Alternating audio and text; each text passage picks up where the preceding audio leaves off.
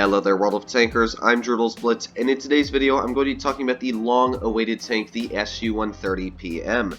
Now, I personally have been waiting such a long time for this tank to finally come into the store. I am a little bit disappointed that it is in crates, but I'll be getting to that at the end of the video. Just as always, I'm going to be talking about the statistics in this tank, my overall opinion, everything else like that, how it's going to play in the battlefield. So make sure to stay tuned, and hopefully you guys are going to have a solid idea of what you think about this tank by the time this video ends.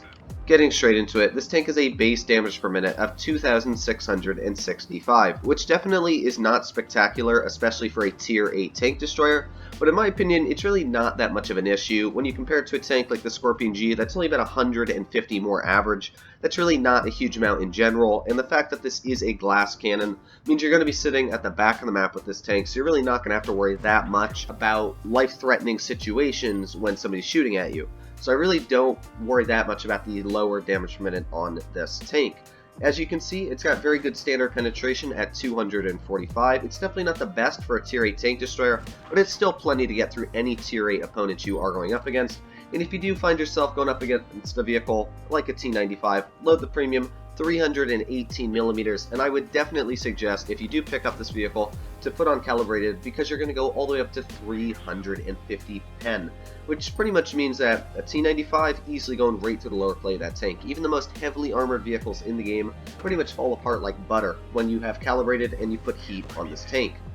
Moving down to the gun handling statistics on this tank, with a base aiming time of 2.08 seconds for 460 average damage, that is not a bad aiming time at all. Dispersion values though, yeah, they're not great. 0.317, that is quite a bit worse than the Scorpion G, which carries a very similar gun to this vehicle. Dispersion factors when moving, rotating the tank after shot, they are not too good either. In fact, when moving and rotating the tank, it is the third worst tier 8 tank destroyer out of everyone in the game.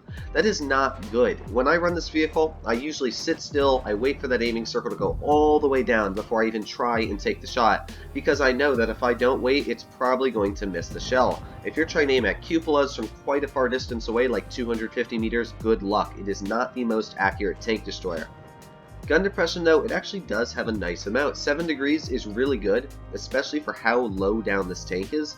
It's something that's really kind of troll, because you can almost literally peek over a ridge with barely even having any of your tanks stick out, snap them because your gun is actually quite high to the turret on the vehicle and back really quickly up. So that's one thing that the vehicle is really tricky on, and it actually has a nice amount of gun elevation too, which you wouldn't expect for it being so low down, but 16 degrees is a really nice amount.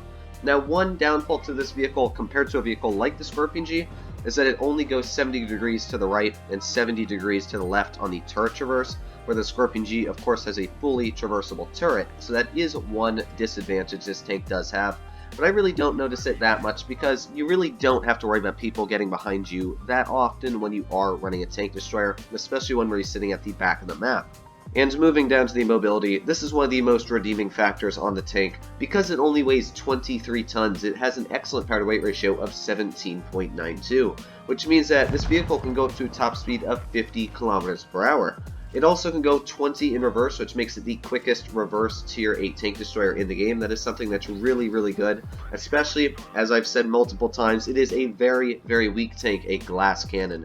Pretty much any HE round that hits this vehicle is easily going to pen it, so you do not want to have the ability to sit out in the open any longer than you want to as soon as you've shot and you've been detected. So having a quick reverse speed is something that's really important, and because it has such a good power to weight ratio, it's actually very, very good.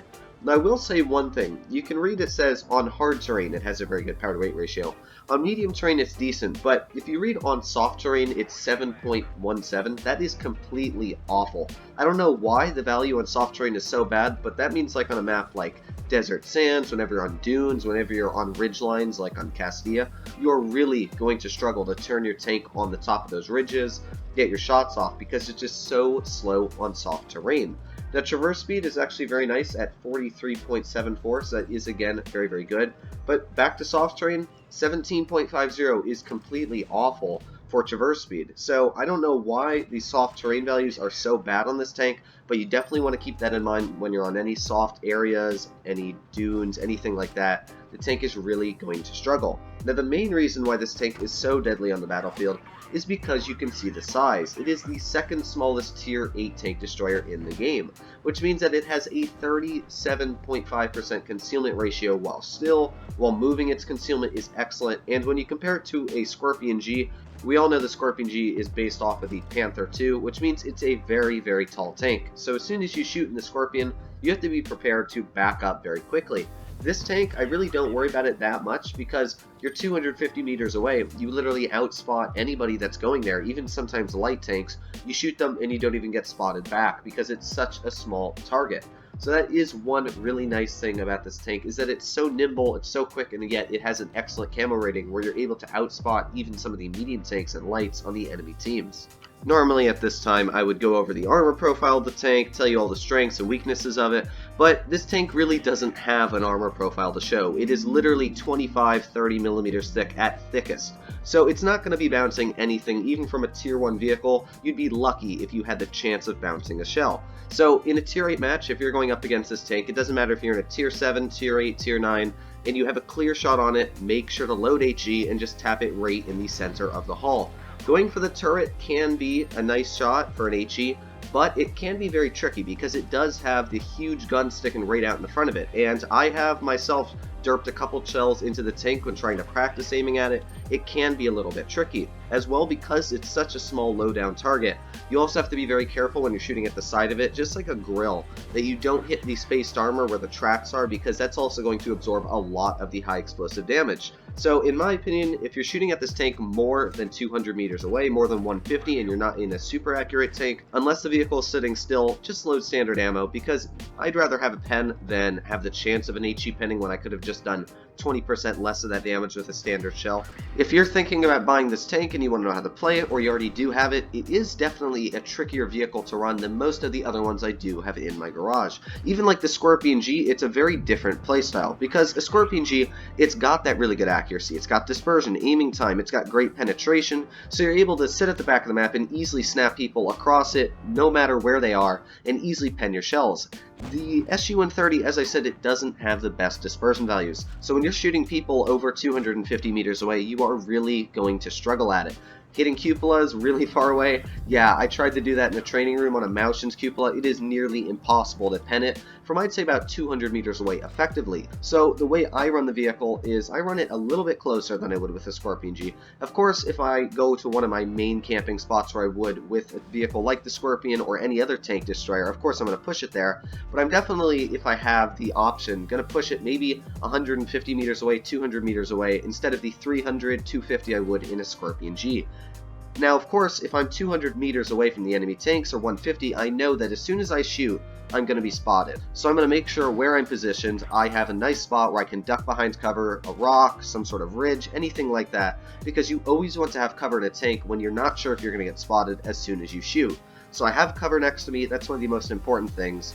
And of course, there's also moments where you have to be aggressive in the vehicle, because it's got that quick top speed. If I notice that, hey, there's a medium tank over here with only 390 hit points, I'm going to kill it 100%. So I just need to go over there, pen my shot. I can probably keep up with a medium tank, so I'll go after the medium, finish him off, and then I'll go into a position over there.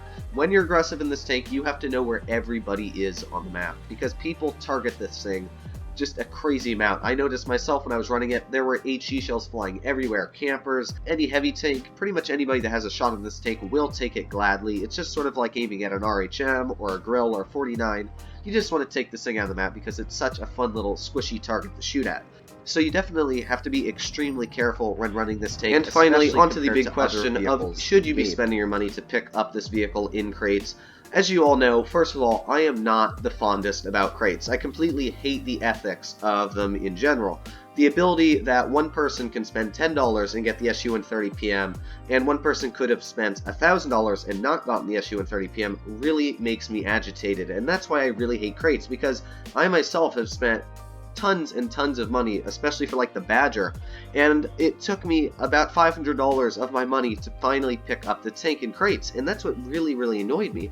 I shouldn't have to spend $500 to get a vehicle that somebody elsewhere spent 20 bucks and got it. I feel that is completely unfair. However, these crates I definitely don't dislike as much. I still don't like the concept of crates that one person can spend $5 and get it, and one person can spend 100 bucks and get it, but at least you can get it guaranteed if you spend around 100 US dollars, which is really nice. The fact that you get charms every single container, which means that I actually got about, I'd say, 15,000 gold, so I got about $50 worth of gold, $50 worth of free experience, and I got the tank. So if I was a new player that wanted the SU-130, I didn't have the Scorpion G, and I wanted to grind a line as well, get some extra gold, this would be a really good deal. You'd get a bunch of gold, bunch of free experience, and as well, you're getting the tank. That's about, I'd say I got about $150 worth of stuff that I spent $110 on. Now, of course, I don't care about the rest of the stuff, but I am happy with the SU-130PM being in my garage. So if you really want this tank and you're a collector and you're willing to spend $100 on it, I'm definitely saying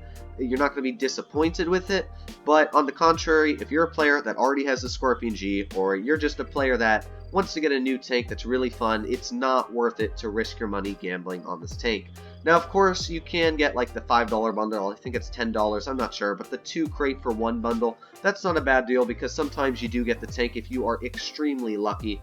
But overall, I definitely think if you already have a vehicle like this, or you're just thinking about this tank and you're not 100% sure, definitely hold off and just wait for it to come into the store next time for, I'd say, $50. I hope you guys did enjoy this tank review, though. Let me know what you guys think of this vehicle in the comments down below. If you liked it, I know at least a handful of you guys are going to say you got it in your first crate, or you got it for like $5. So let me know if you got this tank for a really cheap price tag, or you got it in your first crate. But other than that, I hope you did enjoy this video. If you want a cookie, make sure to hit that subscribe button. If you're already subscribed, you can get the ramen noodles. But other than that, guys, I hope you are all doing happy and healthy out there, and I'll see you in the next one.